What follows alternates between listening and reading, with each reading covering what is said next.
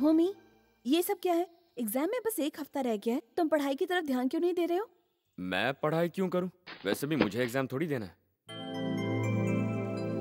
मैं यहाँ आया था बॉडीगार्ड बनकर, पढ़ाई करने और एग्जाम देने के लिए नहीं। लेकिन आप दोनों को जरूर पढ़ना चाहिए, क्योंकि मैंने मालिक को प्रॉमिस किया है। अगर तुम एग्जाम नहीं दोगे तो हम भी नहीं देंगे। अरे, आप लोग एग्जाम क्यों नहीं देंगे?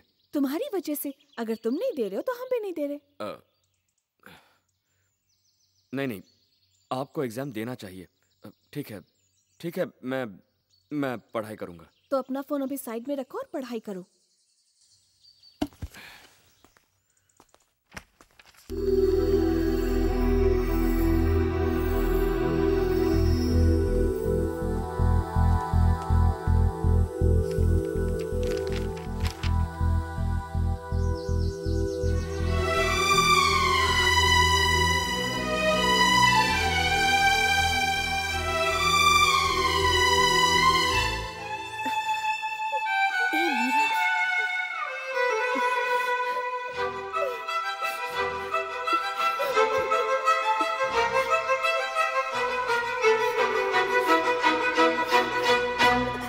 जा रही है। अभी अभी तो ये मजाक खत्म हुआ है, इसे वापस शुरू करने की गलती मत कर।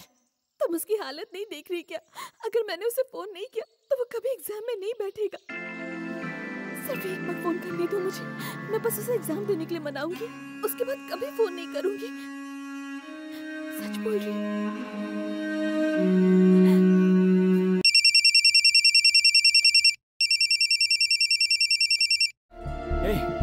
इतने दिन फोन क्यों नहीं किया? मुझे लगा तुम फोन नहीं करोगी। क्या तुम मुझसे नाराज हो? बिल्कुल नहीं। तुम्हारा एग्जाम है ना, इसलिए तुम्हें डिस्टर्ब नहीं करना चाहती थी।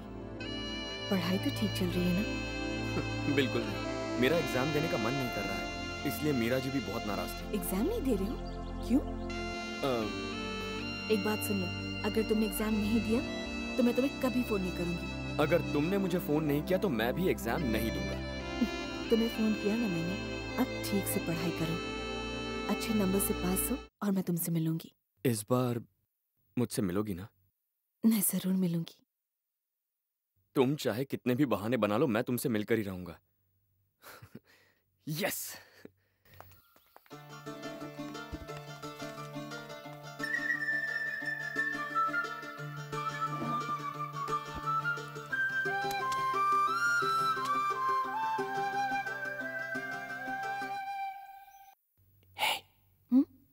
उसका फोन आया था। सच में? क्या? मैंने कहा था ना वो फोन करेगी। सच्चा प्यार करती है, प्यार की कसम। अगर एग्जाम ठीक से दिए तो उसने मिलने का वादा किया है।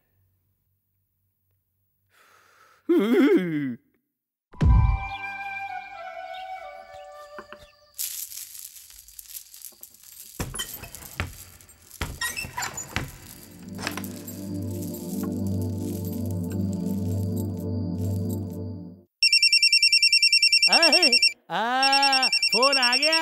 बॉस इस बार फोन नंबर और फोटो मांगना मत भूलना। हे, हाय। हाँ, बोलो। तुम्हारा एग्जाम कैसा गया? एग्जाम तो मैंने ठीक से दे दिया, पर तुमने अपना प्रॉमिस पूरा नहीं किया। इतना सन्नाटा क्यों है? मिलोगी ना? नहीं आ पाऊंगी। मैं तुम्हारे सामने नहीं आ सकती। क्यों? ऐसी क्या बात है कि तुम मेरे सामने आना नहीं चाहती? बहुत सारी रुकावटें। देखो, अब कोई बहाना नहीं चलेगा, चाहे कुछ भी हो जाए, तुम्हें मुझे मिलना ही होगा। अगर मैं आ गई तो वापस नहीं जा पाऊंगी, मुझे अपने साथ ले जाना होगा। कोई नया मजाक है क्या? मैं तुमसे सच कह रही हूँ, मुझे साथ ले चलोगे क्या? तुम आओगी तो मैं तुम्हें जरूर ले जाऊंगा। ऐसे ही मत कहो, जरा सोच कर बोलो। मेरे पापा कोई आम आदमी नहीं है। देखो, मुझे इससे फर्क नहीं पड़ता। तुमसे प्यार करता हूँ और शादी करना चाहता हूँ। बिना जाने मुझे? चाहे तुम गोरी हो चाहे काली हो, अगर तुम चाहोगी तो हमें एक होने से कोई नहीं रोक सकता। तो कल सुबह तुम रेलवे स्टेशन पर पहुंचना, मैं तुम्हें वहीं मिलूंगी। ओनो, भूल गया। दरअसल कल सुबह मुझे मीरा जी को उनके घर छोड़ने जाना होगा। अगर तुम मीरा को छोड़ने गए तो मैं तुम्हें नहीं मिल पाऊंगी। क्यों? तुम क्यों नहीं मिलोगी? मेरे घर वाले तब तक मुझे अपने घर ले जाएंगे। ओह, तो फिर मैं मीरा जी से पूछ लेता हूँ। एक छोटी सी रिक्वेस्ट है, क्या रास्ते में मैं अपने माता पिता को ये बात बता सकता हूँ? उन्हें मत बताना, नहीं तो मेरे लोगों को पता चल जाएगा। मैं सुबह यहाँ से निकलने से पहले तुम्हें फोन करूंगी। Okay, good night.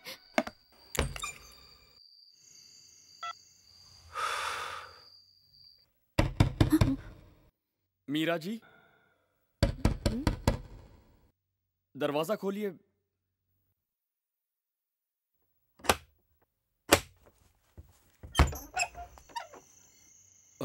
मीरा जी, अभी उसका फोन आया था। उसने कल सुबह मुझे बुलाया है। उसने कहा कि उसके घर वालों के आने से पहले वो मेरे साथ जाना चाहती है।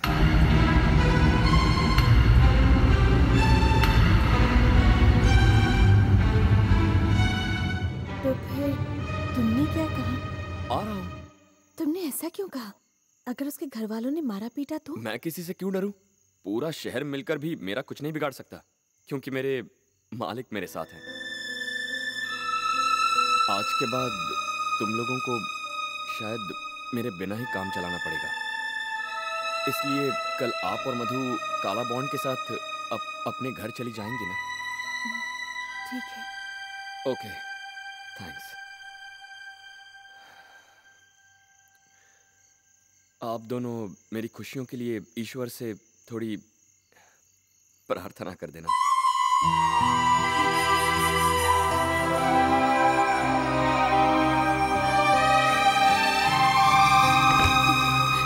मीरा, तुम्हारा ये फैसला बिल्कुल सही है।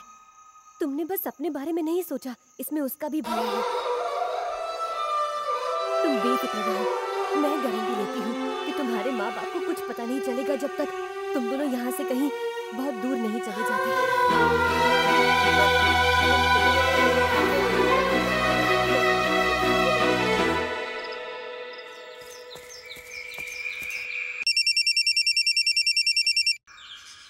हाँ।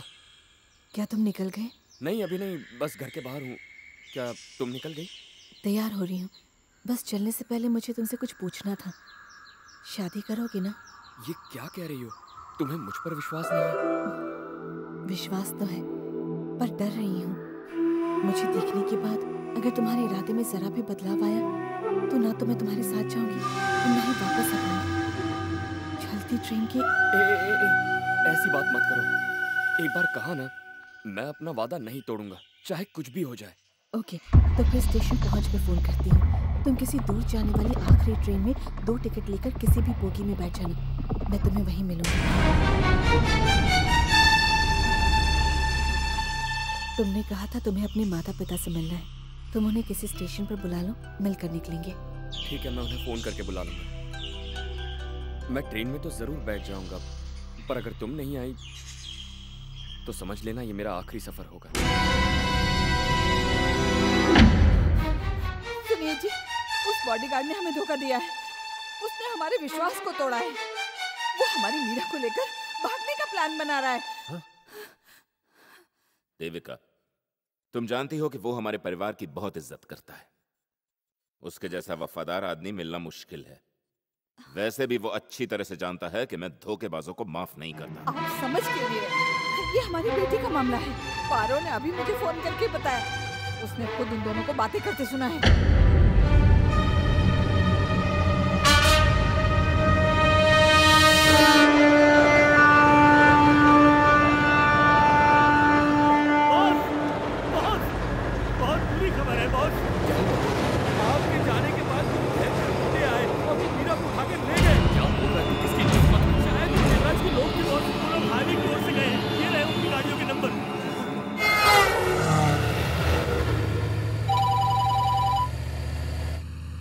जी बोले ना, तुम अभी कहाँ हो? वो बस टोल नाका क्रॉस किया। रास्ते में बिना रुके सीधे यहाँ आओ। समझ गया, ठीक है।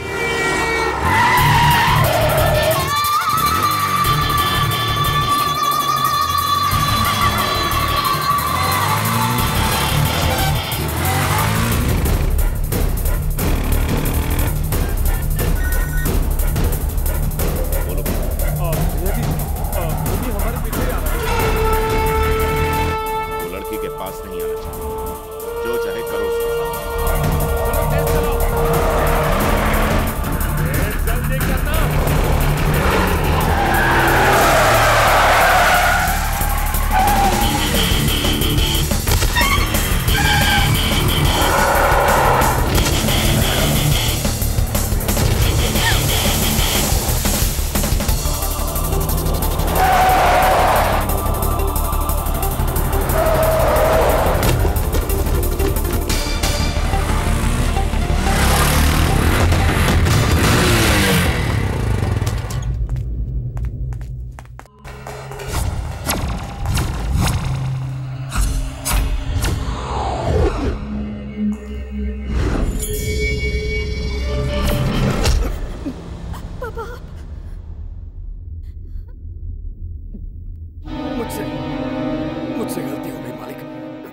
ऐसा नहीं करना चाहिए था। मुझे वहां जाने से पहले आपको बता देना चाहिए था। इस गलती के लिए मुझे माफ कर दीजिए। तुझे माफ कर दूं?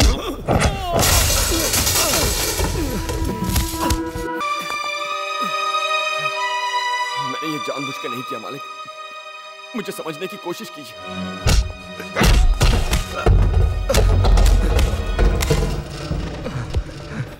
मीरा जी सही सलामत है मालिक, उन्हें कुछ नहीं हुआ, मैंने उन्हें बचा लिया।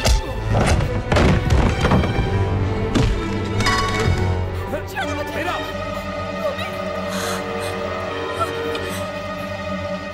पापा इसकी कोई गलती नहीं है, आप प्लीज मेरी बात तो सुन लीजिए।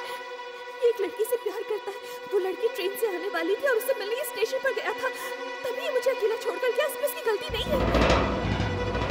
हाँ ये सच है, वो रेलवे स्टेशन पर मेरा इंतजार कर रही है। अगर मैं वक्त पर नहीं पहुंचा तो। हाँ पापा प्लीज, ये जो कह रहा वो सब सच है, इसे जाने दीजिए प्लीज। ठीक है जाओ। पापा पर तुम जाओ। मैं चलता हूँ मालिक। मीरा जी, मैं जा रहा हूँ। थैंक्स।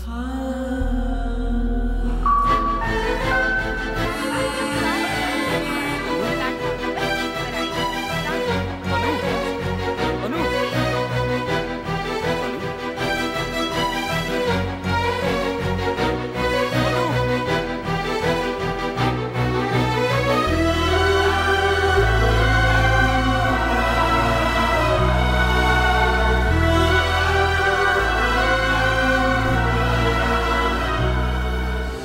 ये फैसले की घड़ी थी और उस समय उसके दिमाग में बस एक ही ख्याल था, मौत का।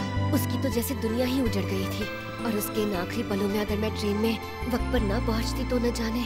सिद्धार्थ, डैडी,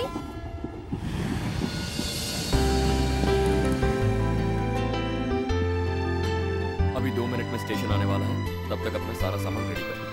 बगल के कैबिन में मेरी इंपॉर्टेंट मीटिंग चल रही है। ओके? डैडी, मम्मी आपको जितना चाहती थी आप भी उनसे उतना ही प्यार करते थे।